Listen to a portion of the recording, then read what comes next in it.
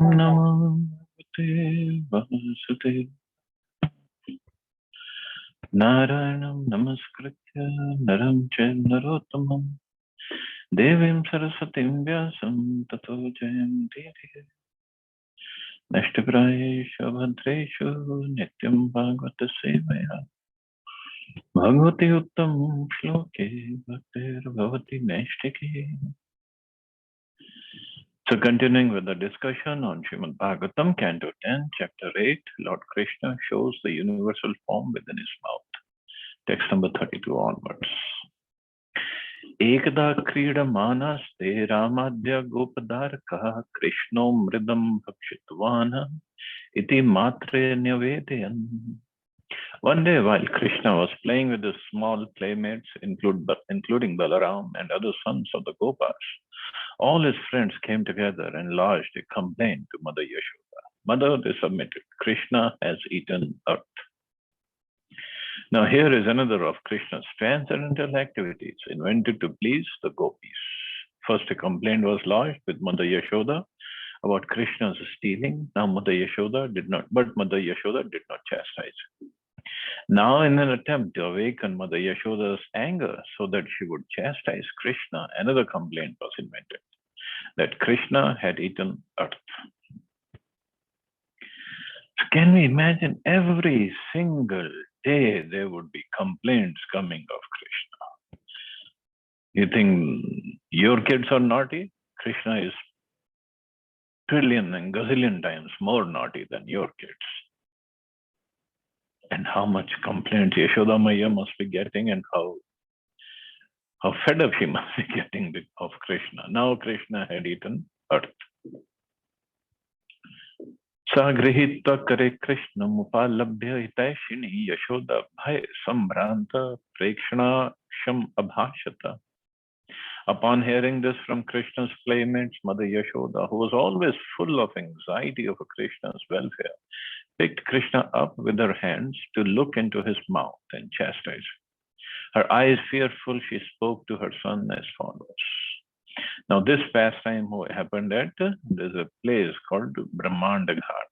Of course, that place was named something else, but Krishna, because he showed the whole Brahman in his mouth to Mother Yashoda, and on the pretext of eating dirt, so that place is known Brahmanda Ghat.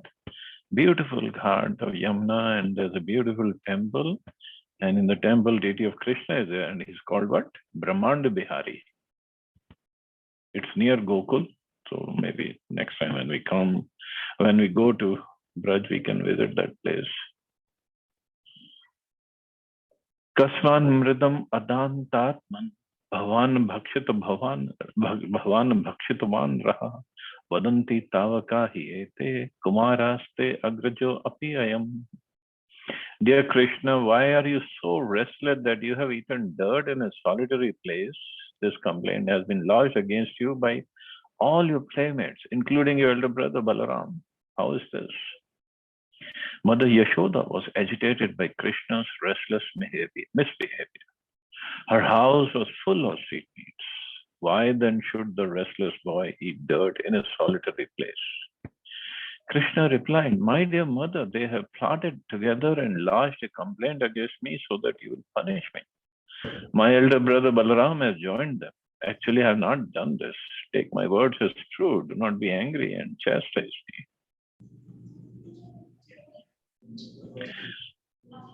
So, first he would say, see, gopis are plotting against me. Maya mohi main nahi makhan khayo.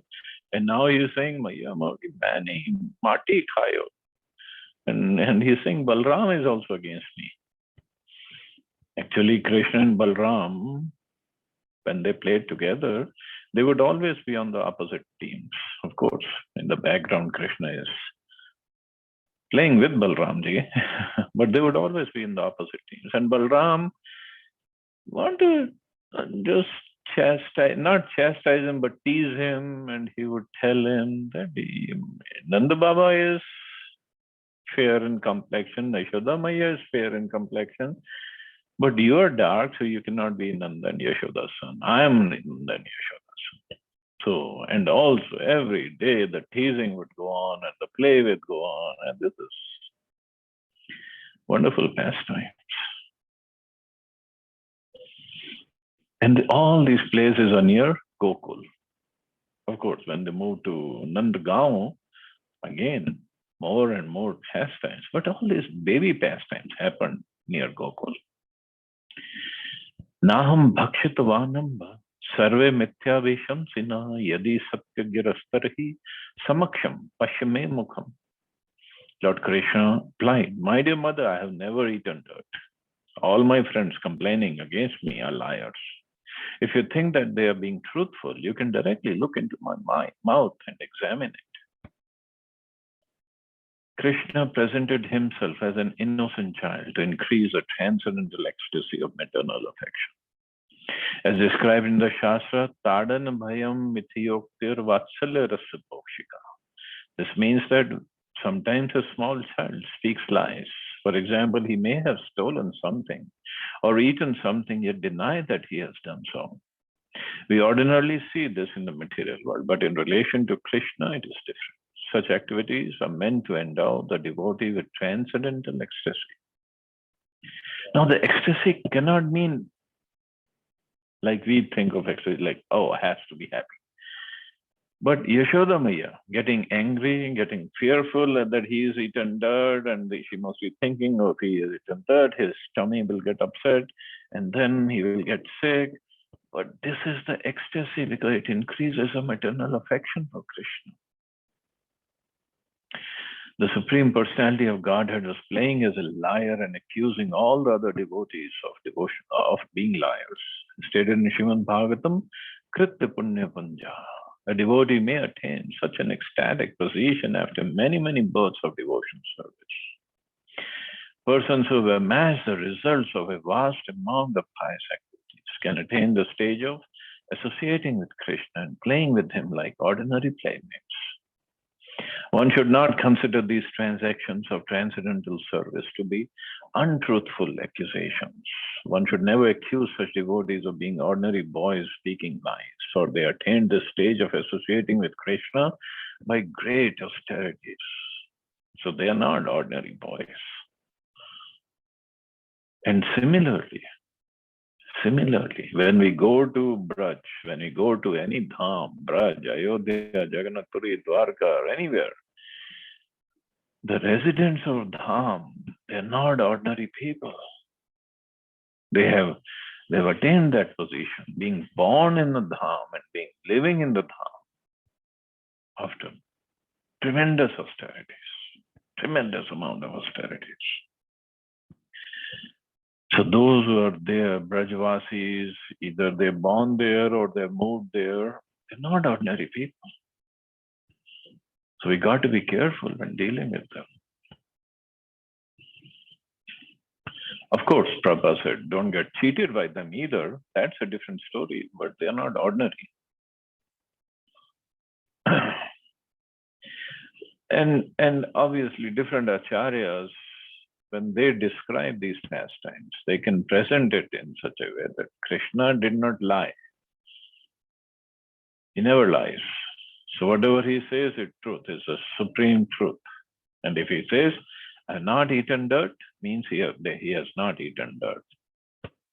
So I'll try to find out what different acharyas say about this and then present it. Yadevam tarhi vyadehi yuktaha sa bhagwan hari vyadatta vyahara hatashwarya krida manuj balakam.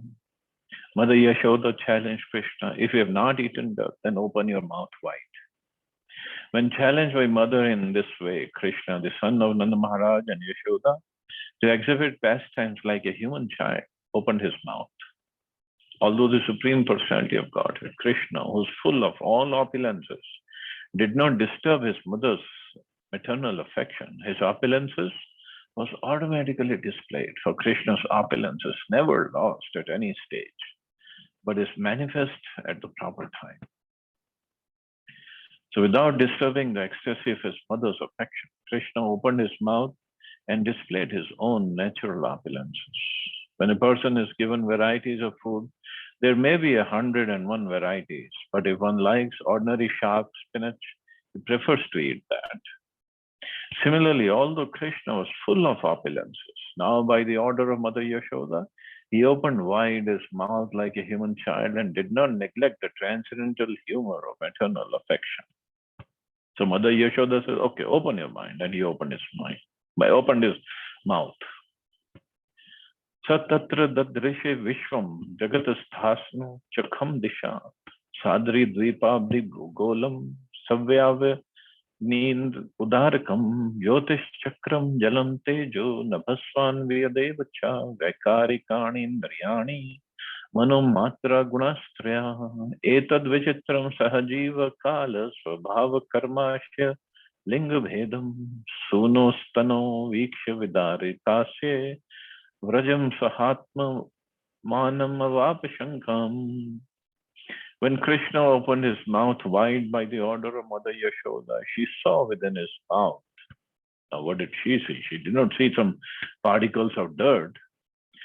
She saw within his mouth all moving and non-moving entities, outer space and all directions, along with mountains, islands, oceans, the surface of the earth, the blowing wind, fire, moon, and the stars. She saw the planetary systems, water, light, air, sky, and creation by transformation of Ahankar.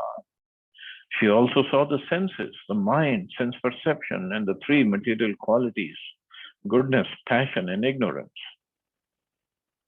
She saw the time allotted for the living entities. She saw natural instinct and the reactions of karma, and she saw desires in different varieties of bodies, moving and non-moving.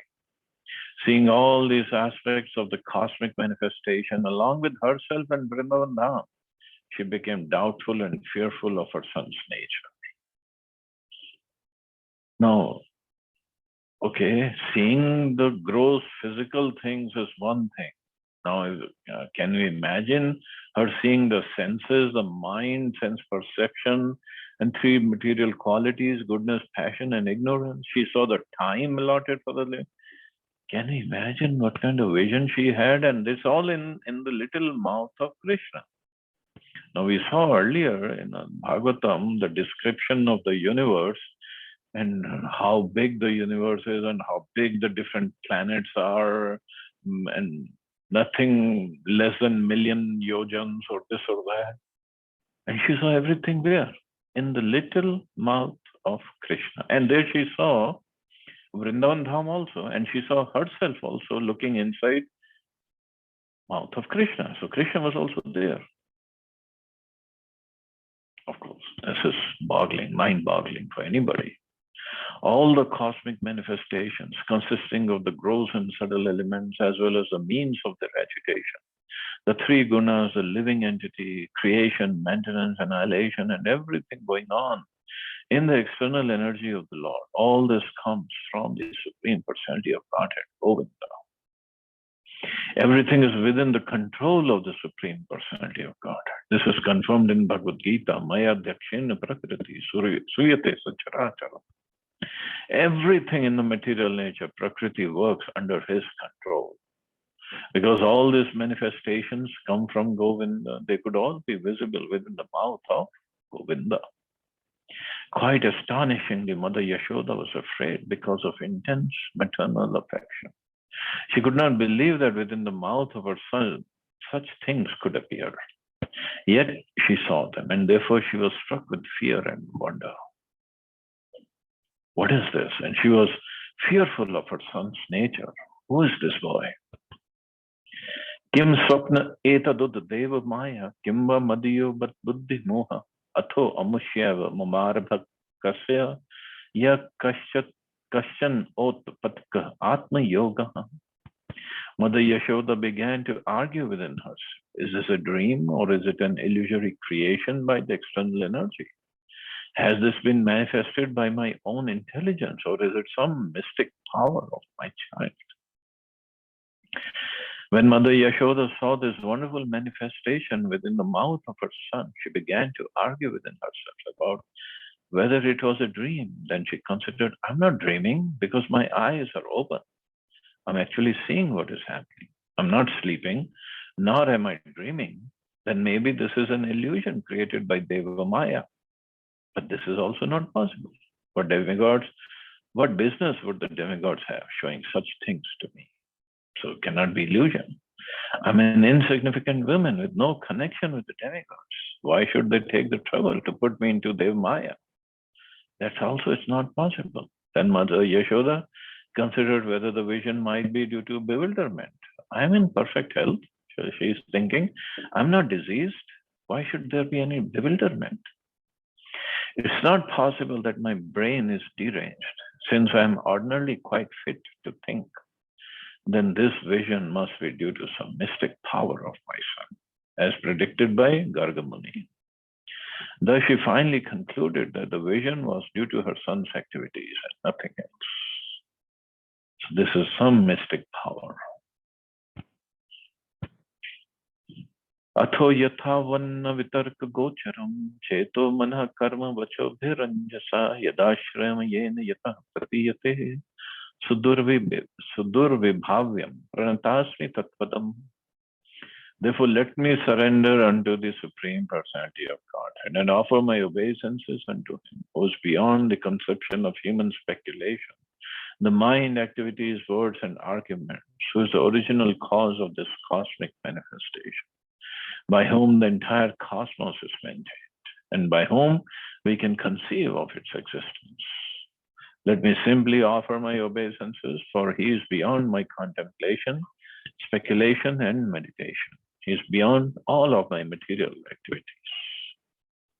So this is what devotees do. And Mother Yashoda is teaching us.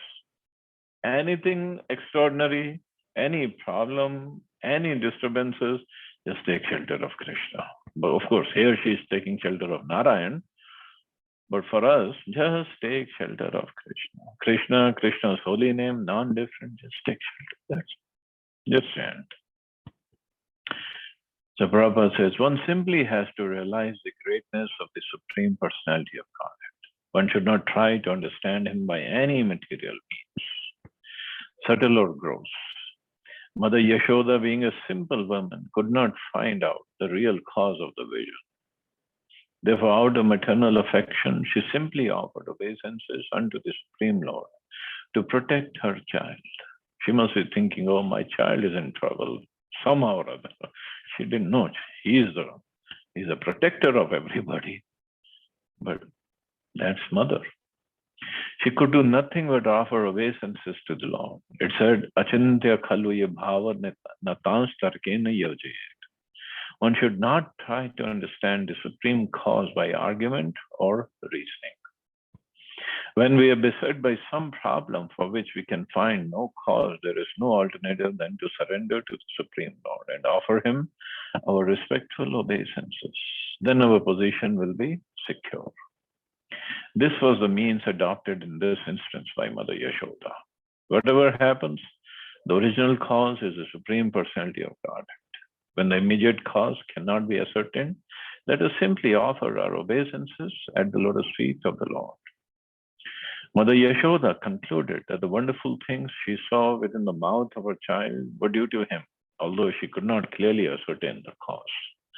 Therefore, when a devotee cannot ascertain the cause of suffering, he concludes, we just take shelter of Krishna. And even if we find out the cause of suffering, what else we can do except taking shelter of Krishna? So when a devotee cannot ascertain the cause of suffering, he concludes, Tatyanukambam susamikshamano. The devotee accepts that it is due to his own past misdeeds that the Supreme Personality of Godhead has caused him some small amount of suffering. Thus he offers obeisances to the Lord again and again. Such a devotee is called a Mukti Padaya Sodaya. That is, he is guaranteed his liberation from this material world. So just by paying obeisances, glorifying Him, Riddha Vaga Vapurabhir. Rid means my heart, Vag means body, Vapur means body.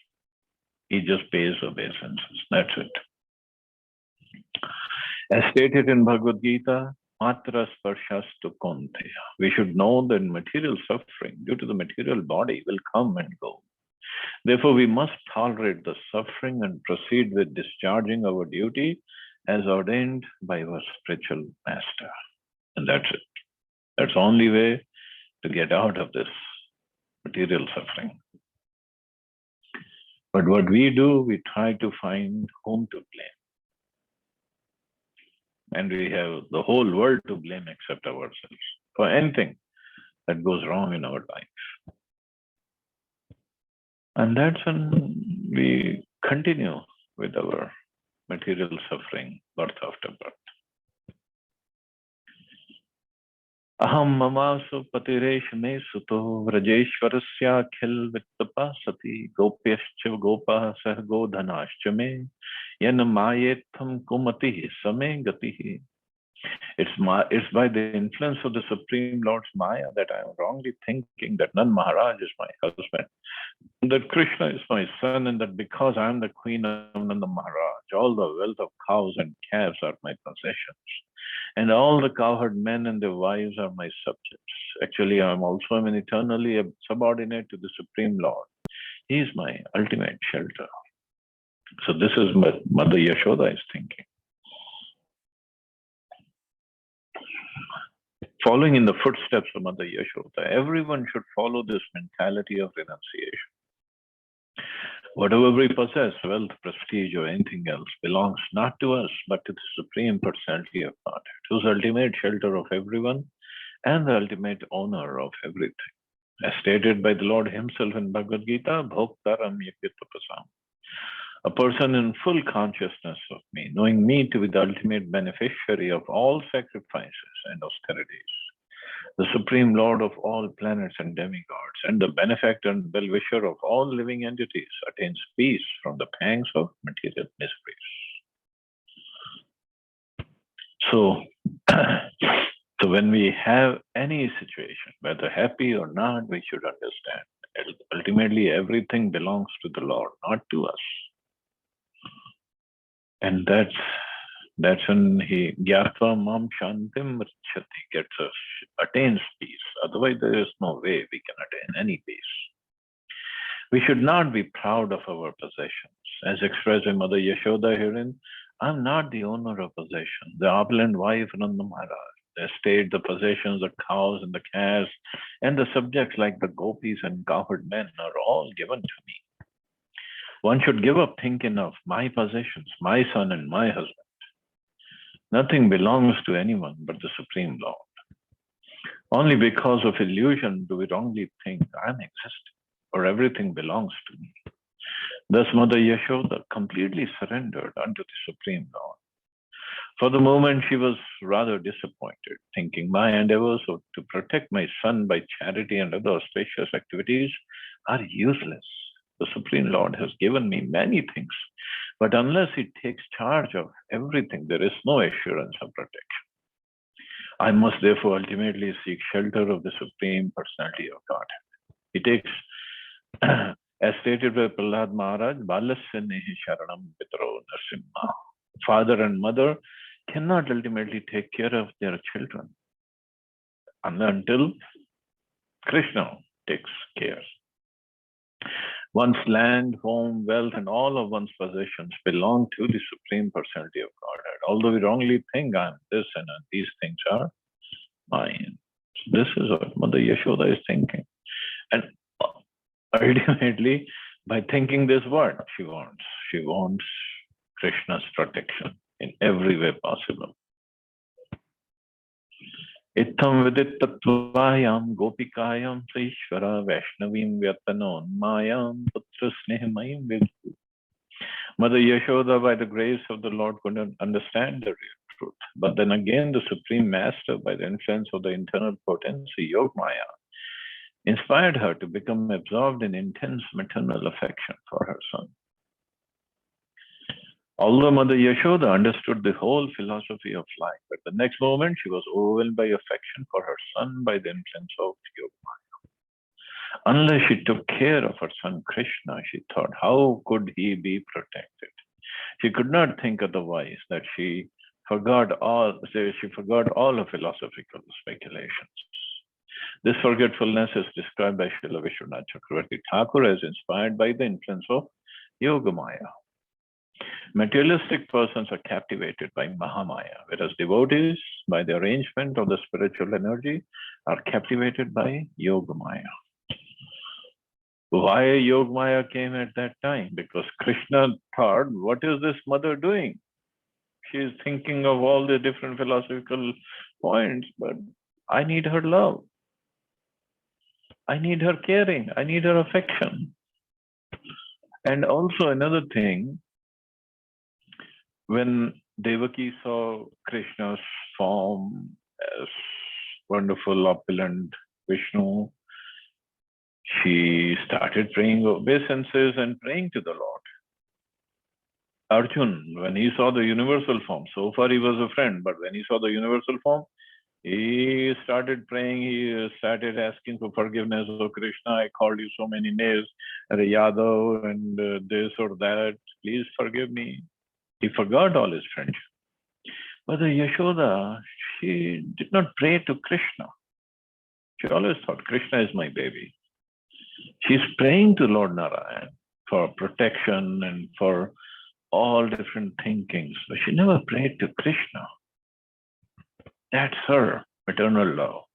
That's why she's a perfection, epitome of maternal love. And that is what Krishna also wants, to increase her affection. There is no limit to her affection for Krishna as mother and Krishna's affection for her as her little son. There is no limit. It keeps on increasing. So then Krishna thought, no, mother is going in a wrong direction. So Yogamaya, okay, then mother, okay, oh, no, I have to take care of my son. If I don't take care of him, who's going to protect him? Sadhyo nashta smritir gopi saropya rauham atmajam pravriddha sneh kalila hridaya sid yathapura. Immediately forgetting Yogamaya's illusion that Krishna had shown the universal form within his mouth, Mother Yashoda took her son on her lap as before, feeling increased affection in her heart for her transcendental child. Mother Yashoda regarded the vision of the universal form within Krishna's mouth as an arrangement of Yogamaya, like a dream. As one forgets everything after a dream, Mother Yashoda immediately forgot the entire incident. As a natural feeling of affection increased, she decided to herself, now let this incident be forgotten. I do not mind. Here is my son. Let me kiss him. So that's Mother Yashoda. So we studied how earlier when Krishna and Balram were growing and they had little teeth showing, and Mother Yashoda Rohini, they would look at the teeth of Krishna and Balram, they would get very happy. And now when he showed the universal form within his mouth, she got bewildered. But then again, why Yogamaya comes? Because Mother Yashoda is at that level of her love for Krishna. No opulence can exist in Vrindavan. Only the sweet love. So that's why she came back to her original loving affection for Krishna. And then she's thinking of taking care of her child. So we'll stop here. See anybody has any questions or comments?